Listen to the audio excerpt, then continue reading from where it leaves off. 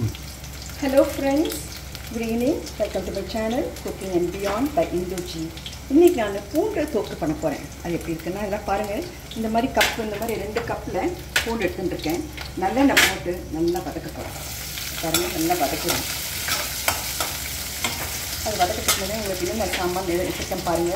இது மஞ்சள் தூள் மிளகாய் கலந்து வச்சிருக்கேன். இது வந்து உப்பு, இது வந்து கடுகும் வெந்தயம் வறுத்து செய்த பொடி ஊறுகாய் போடுவோம் இல்லைங்களா அந்த பொடி 1 டீஸ்பூன் வச்சுருக்கேன். இது பெருங்காயம் 1 டீஸ்பூன் வச்சுருக்கேன். கருவேப்பிலை அலம்பி வச்சுருக்கேன். இப்போ ஃபஸ்ட் நம்ம என்ன பண்ணணும்னா வெங்காயம் அந்த பூண்டை நல்லா வதக்கிடுங்க. பூண்டை நல்லா வதக்கிட்டு அதை கொஞ்சோண்டு எடுத்து வச்சுட்டு மீதி பூண்டை நல்லா ஒன்றும் பாதியாக மிக்சியில் அரைச்சிக்கோங்க. அரைச்சிட்டு அப்படியே தனியாக எடுத்து வச்சுருங்க. திருப்பி கடாயில் எண்ணெய் போட்டு நம்ம என்ன பண்ணோம்னா நல்லா இந்த கடுகு இந்த வெந்தயம் உளுத்தம்பருப்பு அதெல்லாம் போட்டு நல்லா வதக்கணும். பெருங்காயத்தூளும் போட்டு வதக்கிட்டு அதுக்கப்புறம் இந்த அரைச்சி வச்சுருக்க விழுது இருக்கு இல்லைங்களா பூண்டு விழுது அதையும் போட்டு நல்லா வதக்கணும். நல்லா வதக்கின பிறகு இந்த மிளகாத்தூள் உப்பு இந்த பெருங்காயத்தூள் இந்த கடுகு இது வெந்தயத்தூள் இதெல்லாம் போட்டு நல்லா வதக்கி கொடுக்கணும். ஊறுகாய் தொக்குன்னா மீன் எப்படி பண்ணுவோம் அதே மாதிரி தான் மாங்காய் தொக்கெல்லாம் பண்ணோம் அதே மாதிரி தான். ஆனால் பூண்டு வந்து நம்ம நல்லா வதக்கணும்.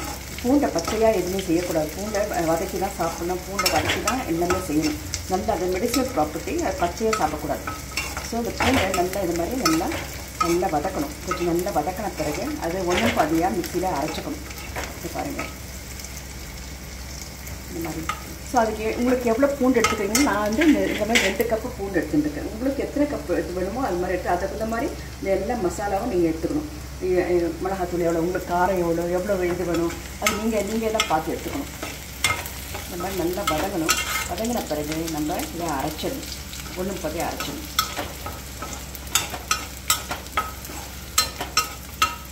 எப்போயுமே இந்த ஊறுகாய் தொக்கு இதெல்லாம் பண்ண சொல்ல நம்ம நல்லெண்ணெய் தான் யூஸ் பண்ணணும். பாருங்கள் நான் நல்லெண்ணெய் வச்சுருக்கேன். இந்த நல்லெண்ணெய் தான் நம்ம யூஸ் பண்ணணும். நல்லெண்ணெய் தான் வதக்கணும். நல்லெண்ணெய் ரொம்ப நல்லது.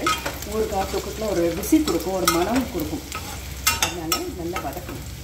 ஒரு முக்கால் பதம் நல்லா வதங்கின பிறகு நீங்கள் சின்ன பூண்டு கூட யூஸ் பண்ணிக்கலாம். நான் சின்னதும் பெருசு சேர்ந்து கலந்து வச்சுருக்கேன்.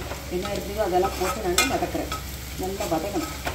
இது வந்து நம்ம தோசைக்கு சாதத்துக்கு போட்டு கஷ்டம் சாப்பிட்டுக்கலாம். நம்ம கடையில் வாங்க இதில் வந்து வெறும் மிளகாத்தூள் தான் இருக்கும், பூண்டே இருக்காது. 2 பூண்டு தான் இருக்கும் அதில். அதனால் நம்ம வீட்டில் செய்கிறது தான் ரொம்ப எக்கனாமிக்கல், ரொம்ப டேஸ்டி. நம்ம நல்லா அலம்பிட்டு சுத்தமாக பண்ணுவோம், நல்ல எண்ணெயில் பண்ணுவோம். ஸோ அதெல்லாம் நம்ம ஞாபகம் வச்சுட்டு கொஞ்சம் கஷ்டம்தான் பண்ணுறது. நின்று வதக்கணும். லேடிஸ்க்கு எப்பவுமே கஷ்டப்படாமல் சமைக்க முடியாது.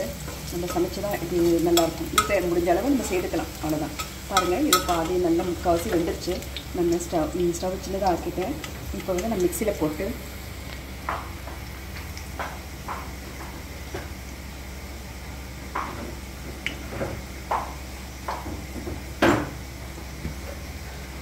மிக்சி வந்து ஈரம் இல்லாமல் இருக்கணும். ஊறுகாயெல்லாம் ஈரம் படக்கூடாது இல்லையா அதனால். ஸோ இதில் போட்டு நான் கொஞ்சம் ஆறின பிறகு குறைன்னு அரைச்சிருவேன். எண்ணெய் இல்லாமல் எடுத்துருவேன். இப்போ நம்ம திருப்பி வதக்க போகிறோம் இல்லையா அதனால இந்த பக்குவத்துக்கு நம்ம அரைச்சிக்கலாம், நல்லா வதக்கிக்கலாம்.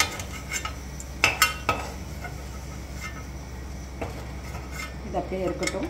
இது ஆறின பிறகு நான் அரைச்சிட்டு வந்துட்டு அதுக்கப்புறம் நெக்ஸ்ட் வீடியோவில் நெக்ஸ்ட் பார்ட்டில் காட்டுறேன். தேங்க்யூ.